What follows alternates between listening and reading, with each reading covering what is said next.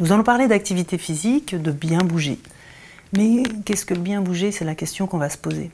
Alors on doit parler d'abord de la sédentarité, parce que c'est un fléau, ça tue plus que le tabac selon le professeur Carré, mais qu'est-ce que la sédentarité physique et l'inactivité physique? Ce sont vraiment deux choses parfaitement complémentaires. On a 45% de la population française qui ne parvient pas à maintenir un minimum d'activité physique journalière recommandée, car ne pratique aucun sport et n'a pas non plus d'activité physique dans son travail, dans ses activités quotidiennes. Alors, la sédentarité physique, c'est l'un des principaux facteurs de risque de mortalité, selon l'OMS, et c'est le 4e facteur de risque de mortalité dans le monde, après les maladies infectieuses.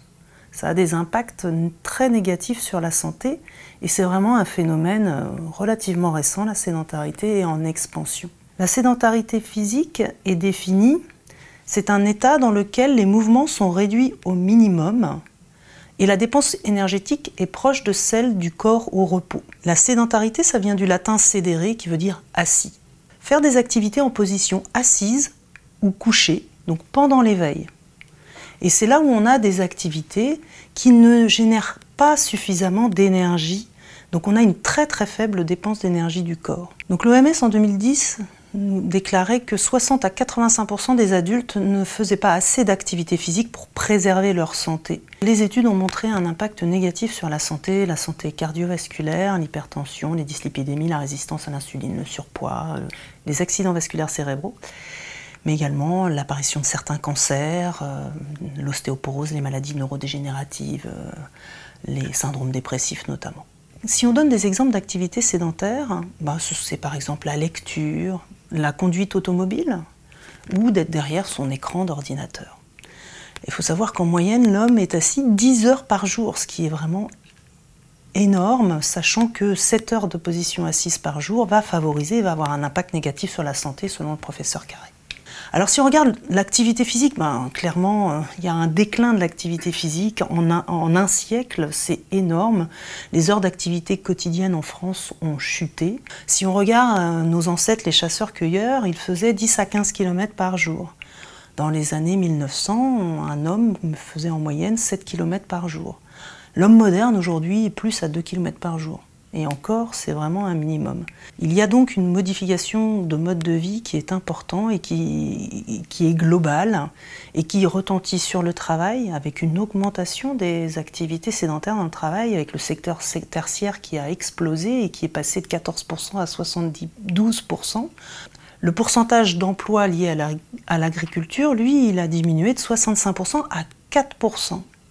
Il y a eu le développement aussi des moyens de transport, le bus, les métros, les tapis roulants, les escalators. On a 50% des trajets en voiture qui sont utilisés pour des distances de moins de 2 km. Il y a eu un avènement des nouvelles technologies, les télécommandes, le drive pour les courses, etc. Et puis effectivement nos modes de loisirs avec les jeux vidéo notamment, dont sont friands les enfants. Donc nos modes de vie ont changé, il y a un déclin des activités physiques, il y a eu un déclin de l'aptitude physique. Il faut savoir qu'on développe nos capacités physiques, nos capacités d'endurance, nos capacités cardiovasculaires et musculaires jusqu'à 20 ans. Et donc toute l'activité physique qu'on peut faire dans l'enfance est fondamentale pour nos capacités futures. Et c'est vrai que si elle décline dès le début, forcément avec l'âge, ça ne va pas aller en s'améliorant. Donc parallèlement à la réduction de l'activité physique, il y a un autre événement qui est important, c'est que nos apports alimentaires et énergétiques ont augmenté. Quand on regarde les courbes de calories par personne et par jour, on s'aperçoit que justement, dans le dernier siècle, on a augmenté nos apports énergétiques. On mange moins en quantité, mais on a une valeur calorique moyenne des aliments qu'on mange qui a beaucoup augmenté du fait d'une forte teneur en graisse et en sucre notamment. Et notre génome n'a pas été modifié. Clairement, à quoi ça sert l'alimentation? L'apport énergétique, ça nous sert à faire des réserves et à faire des réserves de graisse pour les moments où on aura moins de nourriture. Bien évidemment, aujourd'hui, on a toujours de la nourriture dans nos pays occidentaux. Dans un monde de beurre, de hamburgers, de chips, de soda, de fromage à volonté, de grignotage, c'est la cause de maladies bien connues, comme l'obésité, les complications métaboliques du diabète, le cholestérol, et donc des facteurs de risque cardiovasculaire. La balance énergétique dépend des entrées et des sorties. Les entrées par l'alimentation et les sorties par l'activité physique. Si vous voulez, on devrait être capable de diminuer notre alimentation si on diminue notre activité physique. Et vice-versa. Or, naturellement, on ne le fait pas parce qu'on a tous des habitudes de vie alimentaire. Et alors ça, les habitudes de vie alimentaire, c'est ça qui est le plus difficile à modifier. Parce que souvent, on entend les personnes qui disent « Oh, voilà, maintenant, moi, il faut que je fasse un régime, j'ai déjà fait un régime, j'ai déjà fait 10 000 régimes, il faut que j'arrête ci, j'arrête ça. » Non, il s'agit d'avoir un équilibre alimentaire et ça passe par avoir des habitudes de vie qui sont effectivement saines parce que l'appétence qu'on a dans des produits sucrés ou salés, c'est des habitudes de vie. Si on mange très salé, le sel appelle le sel. Si on mange sucré, le sucre appelle le sucre et on va devoir avoir une dose plus importante pour avoir le même goût, sucré ou salé, en fonction de ses appétences. Et c'est pour ça que c'est important d'avoir une hygiène de vie alimentaire qui est, entre guillemets, équilibrée, avec peu de sucre, de sel, de matière grasse, parce que notre goût va se modifier. Et si on mange pas trop salé, pas trop sucré, pas trop gras, on va se faire plaisir par des choses de temps en temps, mais on n'aura pas besoin d'une grosse quantité de gras ou de sucré ou de sel pour avoir ce plaisir-là. Alors que si on a des habitudes de vie alimentaire dont on ne perçoit pas d'ailleurs qu'elles ne sont pas obligatoirement mauvaises, le goût va nous faire rechercher encore plus. Notre balance énergétique donc, est souvent déséquilibrée avec trop d'apports et insuffisamment d'activité physique. C'est important de mesurer cette dépense énergétique et d'où l'intérêt aussi de connaître ses besoins parce qu'on est tous différents et ça peut être intéressant justement de faire un bilan diététique avec, pour avoir une idée de ses besoins parce que c'est important de réduire ses apports énergétiques et de brûler des calories. Et la prévention, ça passe par réduire le temps passé assis et augmenter l'activité physique. Ce sont ces deux choses qui sont tout à fait recommandées pour bien bouger. Alors, qu'est-ce que l'activité physique? Souvent, on parle d'activité physique adaptée. Alors, qu'est-ce que ça veut dire? L'activité physique, c'est une contraction musculaire. Jusque-là, c'est assez simple. Et on a des comportements d'activité physique. Parce que souvent, on peut se dire, moi, je ne fais pas de sport, mais je suis actif, je fais plein de choses. Mais après, tout dépend de la dépense énergétique que ça va nécessiter. Donc, on a des activités physiques qui sont monter les escaliers, qui sont faire du vélo, qui est la marche, la danse, jardiner. Ça, ce sont des comportements d'activité physique qui vont effectivement consommer de l'énergie parce que l'activité physique recommandée, c'est 30 minutes par jour d'une activité modérée à vigoureuse. Je vous redis, c'est la marche rapide, c'est le vélo, c'est les escaliers. Ce sont des activités qui vont générer suffisamment, augmenter un petit peu le rythme cardiaque et dépenser de l'énergie. Ça peut être 10 000 pas par jour également, mais de marche rapide. Et l'inactivité physique est estimée à moins de 30 minutes par jour d'activité physique, modérée à vigoureuse, 5 jours sur 7. Quel est l'intérêt d'avoir une activité physique et d'augmenter son activité physique? Parce que c'est aussi en avoir envie, mais en avoir envie, c'est percevoir les bienfaits d'une activité physique. Parce qu'on vous dit toujours que l'inactivité physique va entraîner des maladies. Mais c'est plutôt voir dans le sens inverse, l'activité physique entraîne des bienfaits. Et les bienfaits, ils sont clairement identifiés par les études scientifiques. On sait que l'activité physique, c'est bon pour le cœur, c'est bon pour les vaisseaux.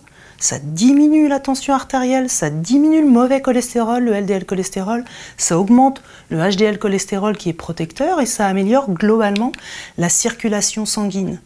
Il y a une réduction des facteurs de risque cardiovasculaire et une diminution des maladies cardiovasculaires. Si on prend par exemple deux populations, une population sédentaire et une population active, bien on a un risque de maladie cardiovasculaire 3 fois moindre dans la population active que dans la population sédentaire à âge équivalent. Une réduction infarctus, AVC, artérite des membres inférieurs aussi. Et si on regarde la mortalité, eh ben, effectivement, une population active va mourir 2 fois moins qu'une population sédentaire. Et si on regarde, qu'est-ce qui peut être bénéfique sur le cœur et les vaisseaux? Eh bien, simplement 3 séances de 20 minutes par semaine d'activité endurante. Et l'essentiel du gain, il est obtenu en 3 mois. Et on a fait des études sur des sédentaires et des populations de sédentaires de plus de 70 ans, à qui on a fait reprendre cette activité physique de 3 séances de 20 minutes par semaine, un gain en termes cardiovasculaires en 3 mois. Bon, bien sûr, les bénéfices disparaissent 4 mois après l'arrêt d'une activité physique, d'où tout l'intérêt d'avoir une régularité. Alors, l'activité physique, on l'a vu, c'est bon pour le cœur, mais c'est bon pour les muscles. C'est indispensable de lutter contre la fonte musculaire liée à l'âge. À partir de 30 ans, on perd du muscle et on perd à peu près 0,5 à 1,5% de sa masse musculaire par an. Vous avez dû entendre parler du terme sarcopénie, mais c'est fondamental de lutter contre cette fonte musculaire et pour ça, il faut préserver, et l'activité physique va préserver la résistance de nos muscles et la force de nos muscles. La force musculaire augmente avec le travail contre résistance. Donc c'est pour ça que sur l'activité physique, on va aussi vous recommander tout l'intérêt de la gymnastique et de faire une activité en statique pour maintenir une position et renforcer globalement ses muscles. Alors les bienfaits de l'activité physique sur les os et les articulations, ça permet de réduire le risque d'ostéoporose, ça renforce la densité osseuse. Quand on a des articulations fragilisées par de l'arthrose par exemple, c'est tout à fait bénéfique. Une activité physique adaptée, j'insiste, une bonne activité physique adaptée permet de réduire le développement de l'arthrose. Et on est là plus sur des activités en décharge que je vais vous montrer tout à l'heure. Donc c'est plutôt une activité en décharge qui va être recommandée et là on est plus sur une activité avec 2 bâtons de marche, le vélo, des activités aquatiques. Bien entendu, il s'agit de se mettre au repos quand on a une poussée inflammatoire, mais quelques jours simplement. Après, l'activité physique est tout à fait recommandée. L'activité physique va être bonne pourquoi? Pour les hormones. Alors ça va réguler la sérotonine et l'endorphine, donc l'hormone du plaisir, l'hormone de la régulation de l'humeur, ça va agir pour diminuer l'anxiété, la dépression. Et ça a un impact aussi sur l'activité de l'insuline, ça retarde l'apparition du diabète chez les personnes à risque et ça améliore l'équilibre du diabète chez les personnes qui sont diabétiques. Après, on connaît aussi sur les hormones l'impact de l'hormone de croissance, mais là on est plus effectivement chez les enfants. L'activité physique est bénéfique pour le cerveau. Ça a une action bénéfique d'ailleurs sur tous les processus cognitifs. Et bien entendu, c'est toujours l'activité régulière qui va avoir effectivement des effets à long terme. Donc l'action bénéfique sur les processus cognitifs, ça va être la mémoire, les fonctions perceptives, le langage, l'organisation de la pensée et les activités motrices. L'action sur le cerveau bénéfique, ça va permettre d'améliorer la vascularisation cérébrale, donc ça va être aussi intéressant dans la prévention des maladies de la mémoire, notamment. Il y a la plasticité cérébrale, avec une amélioration aussi des connexions entre les neurones. Ça, je vous ai dit tout à l'heure, diminue et retarde la maladie d'Alzheimer, et ça ralentit l'effet de l'âge sur globalement les fonctions cognitives. Et on a des études qui nous montrent effectivement la différence de performance entre des seniors actifs et des seniors inactifs, encore une fois, à âge égal et à pathologie identique. Et il y a vraiment un impact important sur les capacités de raisonnement et sur les fonctions visuospatiales notamment. Les bienfaits de l'activité physique, sur le moral. Ça, c'est un constat. Donc, la baisse des activités physiques est un facteur d'état dépressif. Et les activités physiques ont un effet favorable sur les maladies, sur les troubles cognitifs, sur les troubles dépressifs notamment. Sur le moral, il y a aussi l'impact des endorphines, de la régulation des hormones avec l'activité physique qui va apporter globalement un bien-être, un apaisement. Donc les activités physiques favorisent le bien-être psychologique. Le bienfait sur l'activité physique sur les maladies, super, c'est bon pour tout. Ça permet de réduire, de diminuer les risques de diabète, de toutes les maladies métaboliques, le diabète, l'hypercholestérolémie, les triglycérides, etc. L'activité physique va aussi permettre qu'on élimine mieux. Ça va être efficace sur les maladies cardiovasculaires, prévention de l'hypertension artérielle, prévention des infarctus, des récidives d'infarctus et d'accidents vasculaires cérébraux. Donc clairement, nous on est souvent confrontés à des personnes qui nous disent « Ah, moi j'ai fait un infarctus, on m'a dit de ne pas faire de sport ». Alors là, c'est complètement faux. Après, il faut s'entendre sur qu'est-ce que le sport. Parce que moi, je vais vous parler d'activité physique adaptée. Et en tout cas, c'est tout à fait efficace sur les maladies, la prévention de récidive des cancers, sein, côlon, prostate. Ça diminue le risque et ça diminue la récidive. L'activité physique réduit également le risque de chute et le risque forcément de fracture. Et bien, l'activité physique, ça réduit aussi globalement la mortalité. Voilà, on a étudié deux populations de 65 ans, une population qui a repris une activité physique régulière et une population qui est effectivement sédentaire. La population de 65 ans qui a repris une activité physique régulière, l'étude a dû s'arrêter parce qu'il y avait une réduction de 30% de la mortalité à 3 ans de la reprise d'activité physique régulière.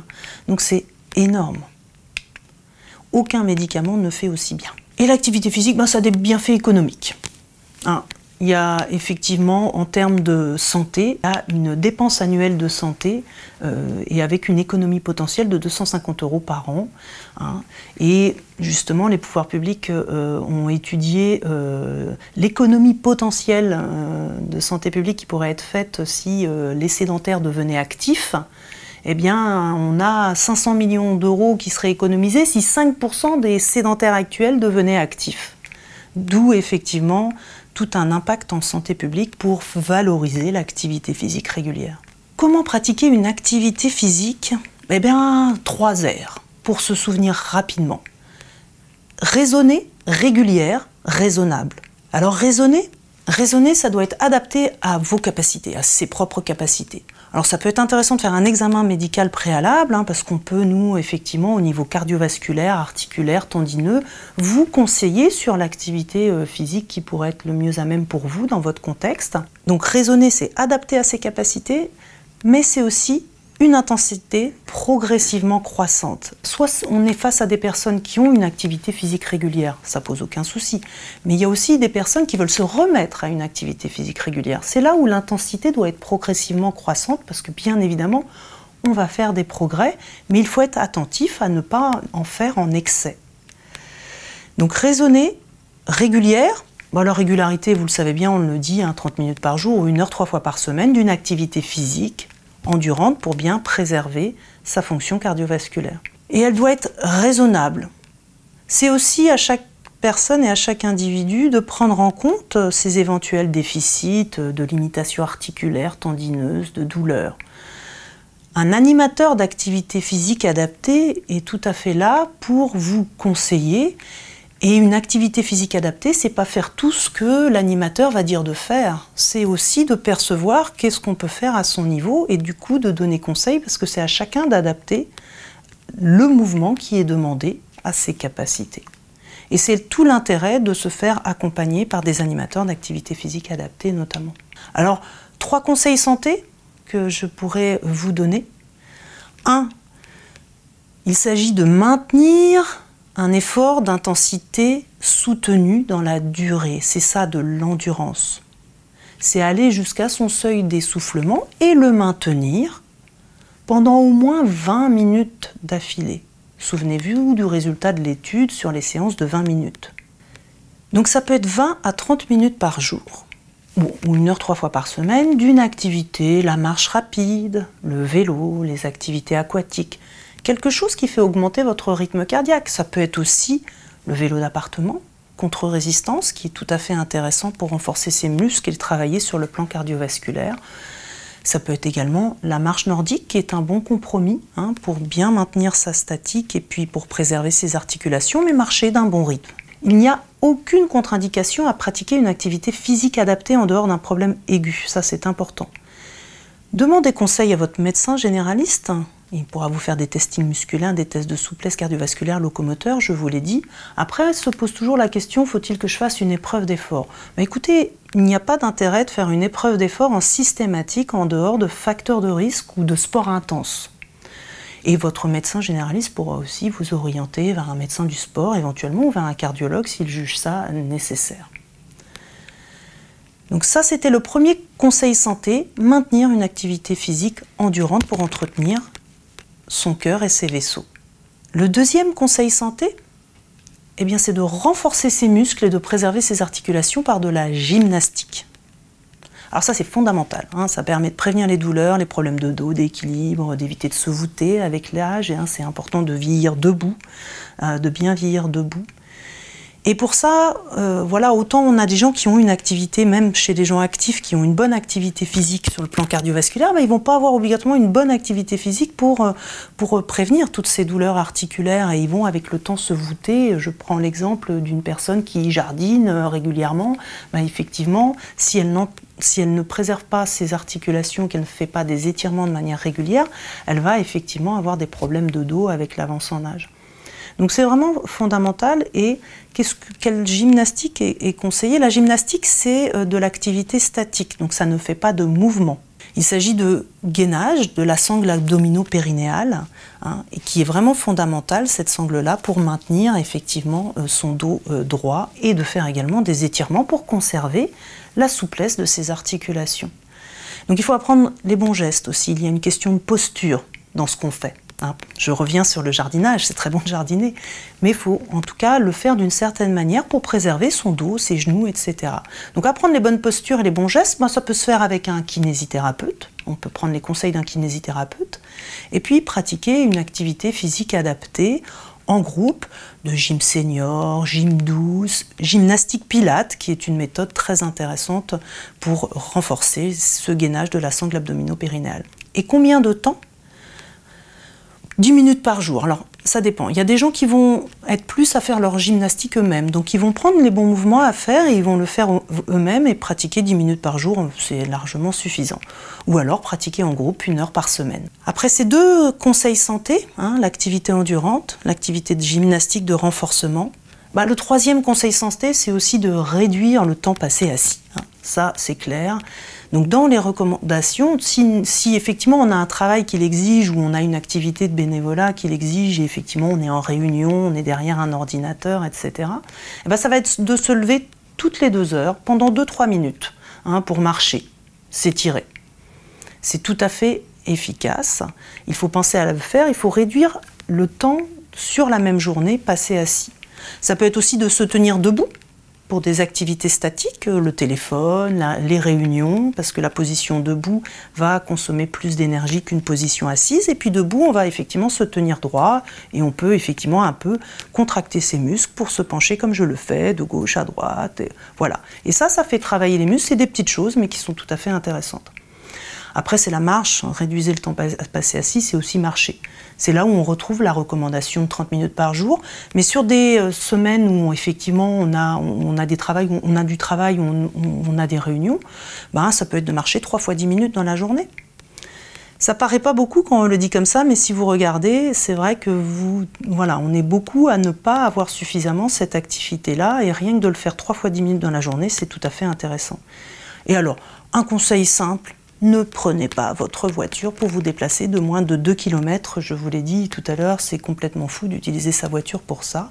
Si on peut le faire, justement, on va se garer un peu plus loin, puis on va marcher, mais en tout cas, n'utilisez pas votre voiture si vous pouvez vous déplacer à pied ou en vélo en toute sécurité. Et réduire le temps passé assis, combien de temps par rapport à l'activité physique dont on a parlé tout à l'heure? C'est chaque jour qu'il faut réduire le temps à passer assis. Chaque jour est important. En conseil santé, donc, il y a l'activité physique adaptée, on en a parlé sur ces 3 volets, l'endurance, le renforcement musculaire et réduire le temps passé assis. Il y a aussi les conseils alimentaires. Hein. Il faut avoir effectivement une alimentation équilibrée, il va falloir éviter le surpoids pour justement éviter l'arthrose, et par rapport à l'ostéoporose, avoir aussi des apports en calcium et en protéines et en vitamine D suffisants par l'alimentation. Une alimentation équilibrée, c'est avoir des apports de protéines qui sont des constituants pour les muscles. Et les protéines, c'est effectivement, notamment à chaque repas, des protéines qui peuvent être animales, mais aussi des protéines végétales qui sont apparues et qui sont recommandées sur le dernier PNNS. Donc des protéines végétales comme des légumineuses, hein, qui sont des sources de protéines intéressantes et importantes pour le corps. En protéines animales, on privilégie les viandes blanches pour l'alimentation quotidienne, le poisson, les œufs, et puis les viandes grasses, en gros, pas plus de 2 fois par semaine, porc, bœuf, etc. Sur le plan alimentaire, on a besoin aussi de sucre lent. hein. Pas de sucre rapide, je suis désolée pour ceux qui aiment beaucoup le sucré, mais c'est des sucres lents dont il s'agit, donc des féculents à chaque repas. Donc sur le plan des produits laitiers, ce qui est recommandé, c'est 2 produits laitiers par jour et un apport de calcium aussi par les légumes frais, et certains légumes frais, comme le brocoli par exemple. Donc on est plus à 3 légumes et 2 fruits par jour, hein. C'est pas 5 fruits et légumes, hein. 3 légumes et 2 fruits. Et donc les apports de calcium aussi par l'eau. Alors la consommation d'eau, c'est 1,5 litre minimum, mais sans activité physique. Donc avec une activité physique, c'est plus, en dehors de contre-indications médicales bien évidemment. L'eau est importante et elle est source de magnésium, de calcium. Donc on va conseiller de mixer et d'avoir une partie d'eau minérale et une partie d'eau du robinet notamment. Ce qui est conseillé aussi, c'est d'avoir des oléagineux, amandes, noix, une poignée de fruits à coque par jour, qui permettent aussi d'apporter du calcium notamment. Il y a aussi la question des antioxydants, les vitamines, enfin ça se retrouve dans des produits frais. Il faut consommer des produits frais, des produits qu'on ne garde pas au réfrigérateur pendant des semaines. Donc tout l'intérêt de consommer des fruits et des légumes frais. Éviter le surpoids, ce sera aussi éviter, je vous l'ai dit tout à l'heure, des aliments trop gras, trop salés, trop sucrés dans notre quotidien, parce que le sel appelle le sel, le sucre appelle le sucre, le gras appelle le gras.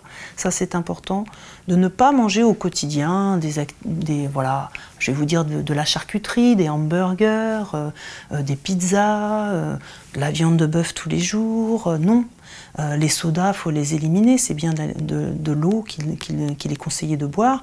Et il est important aussi de ne pas consommer de l'alcool quotidiennement. Ça, c'est quelque chose d'important parce que c'est une mauvaise habitude de vie qui va, quand on va vouloir se faire plaisir de temps en temps, eh bien ça va être trop. Donc il ne faut pas prendre la mauvaise habitude de vie de consommer de l'alcool quotidiennement parce que c'est néfaste pour la santé. Par rapport au sel, ce qui est aussi intéressant, c'est de ne pas utiliser la salière au quotidien. C'est des petits trucs et astuces, ça, de ne pas mettre la salière sur la table. Alors qu'est-ce qu'on peut faire si on aime le sel? Pour se déshabituer du sel, il faut retrouver du goût aux aliments par autre chose. Ça peut être l'utilisation des herbes aromatiques, des épices, qui permettent de redonner du goût et qui ne vont pas être néfastes pour la santé. Dans les petits pièges du quotidien, ça va être aussi de ne pas cuisiner au beurre. Le beurre, c'est cru et c'est 10 grammes par jour, pas plus. Et ça va être aussi l'utilisation recommandée d'huiles variées comme l'huile d'olive, l'huile de noix, qui sont tout à fait recommandées, mais dans des doses limitées bien sûr. Donc vous pouvez tout à fait aussi bénéficier d'un bilan diététique. Pour ça, je redis la même chose, faire des ateliers culinaires aussi pour apprendre à cuisiner différemment. L'activité physique, ça a des bienfaits, ça a une explication biologique reconnue, ça améliore la masse musculaire, osseuse, l'équilibre, ça améliore la santé cardiovasculaire, respiratoire, ça permet une meilleure oxygénation des aires cérébrales, un meilleur fonctionnement cognitif de la mémoire, de l'humeur. Les clés du succès, c'est quand même de marcher régulièrement, ça c'est sûr. Mais quand je dis régulier, c'est un peu tous les jours, ça c'est évident. Pas de tabac, peu d'alcool, des fruits et des légumes, des activités physiques. C'est 14 années d'espérance de vie gagnée. Donc l'activité physique adaptée, c'est à la portée de tous. Il n'y a aucune contre-indication médicale en dehors d'un problème aigu, je vous le redis. C'est important d'avoir des conseils avec des animateurs d'activité physique adaptée pour pratiquer. Ce qui compte, c'est de pratiquer régulièrement. Voilà, je pense que vous avez maintenant toutes les bases sur qu'est-ce qu'une activité physique adaptée, qu'est-ce qu'une alimentation équilibrée, tous les petits trucs et astuces pour vous permettre de prendre soin de votre santé et d'aller vers une activité physique régulière.